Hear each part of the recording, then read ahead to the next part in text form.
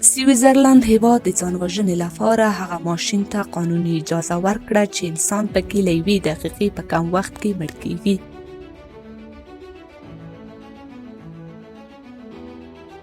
ویل کیږي چې یاد ماشین بې له درده انسان وژني او انسان پکې د درد احساس نه کوي.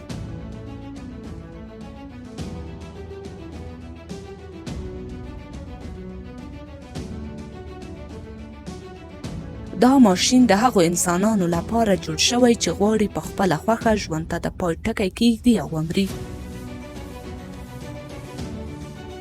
یاد ماشین سرکو نومیږي، تابوت ته ورته شکل لري. کله چې انسان پکې واچول شي د بټنې په وهلو سره پکې د نایتروجن ګاز تولیدیږي او د اکسیجن کچه کمیږي او انسان پکې بیهوشه کیږي چې بالاخره خپل ژوند له لاسه ورکوي. د نورو جالبو معلوماتو او خپرونو لپاره ودان تلویزیون وڅارئ.